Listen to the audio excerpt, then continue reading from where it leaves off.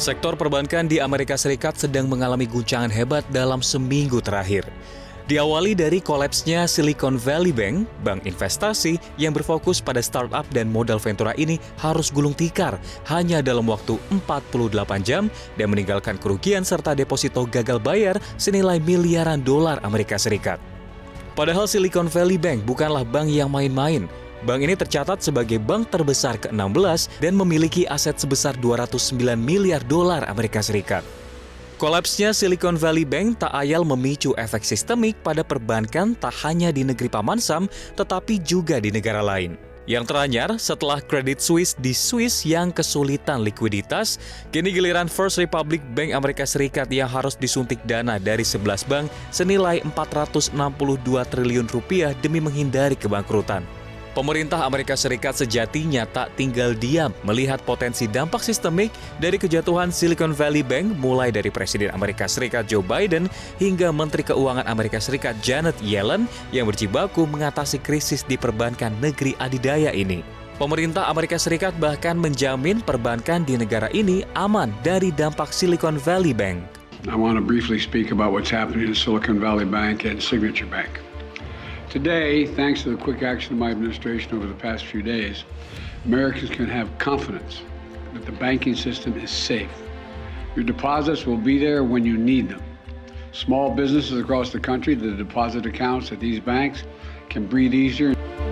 Well, we felt that there was a serious risk of contagion that could have brought down and triggered runs on many banks.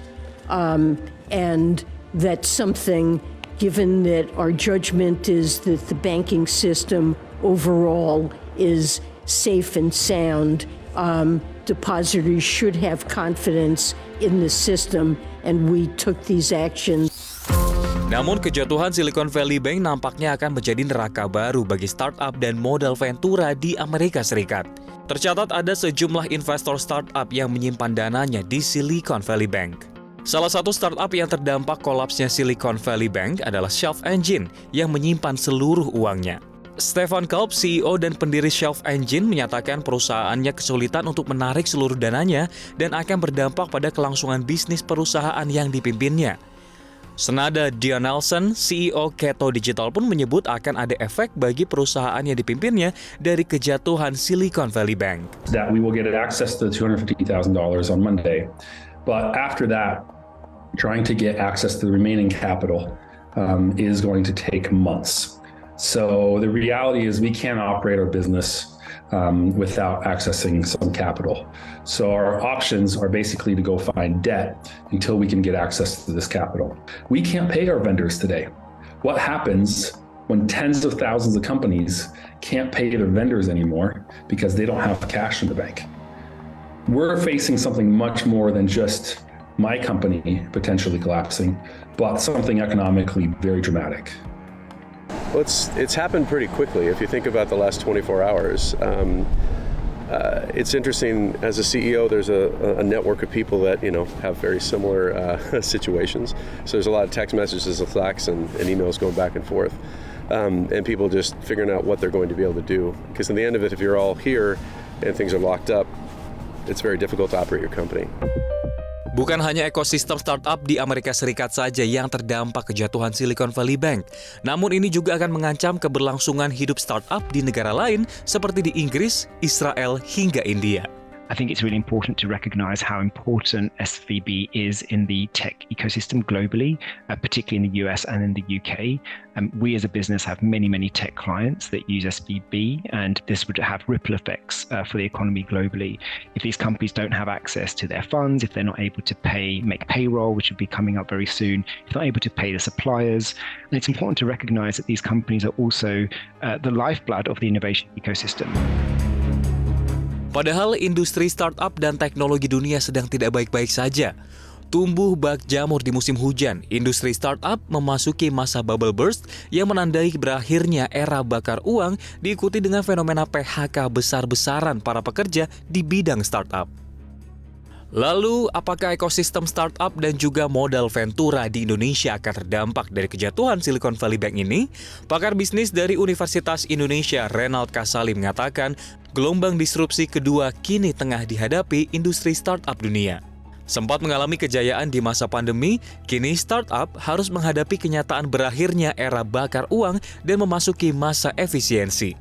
Sementara itu, menurut Ketua Umum Asosiasi Modal Ventura Indonesia Amfesindo Edi Danusaputro, keruntuhan SVB di Amerika Serikat tidak akan berdampak terlalu besar pada startup di Indonesia.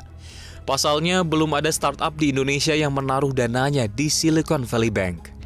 Jikapun ada, nilainya teramat kecil. Jadi minimal ya dampaknya dari visi ke Indonesia. Apakah ada startup Indonesia yang menaruh dana di Silicon Valley Bank? Indikasi saya dari teman-teman sih nggak ada, atau kalau ada kecil sekali ya.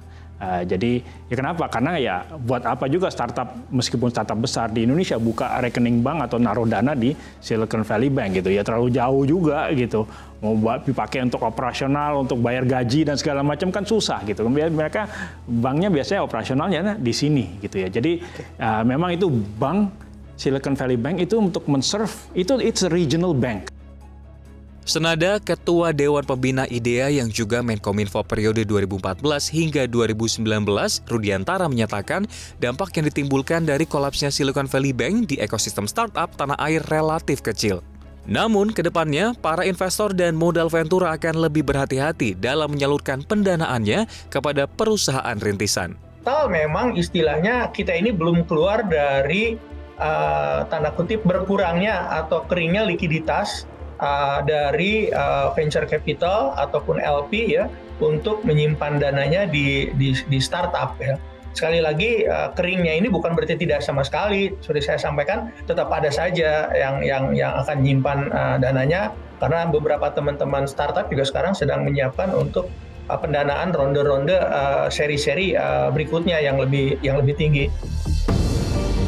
Dengan jumlah penduduk yang besar didukung dengan anak muda yang kreatif dan inovatif, industri startup masih punya peluang yang lebih besar untuk tumbuh dan menguasai pasar di Asia Tenggara, bahkan di Asia. Seperti kata pepatah, hanya ikan mati yang ikut arus. Sejatinya, industri startup dan teknologi di Indonesia harus mampu terus beradaptasi menghadapi tantangan zaman dan juga pendanaan.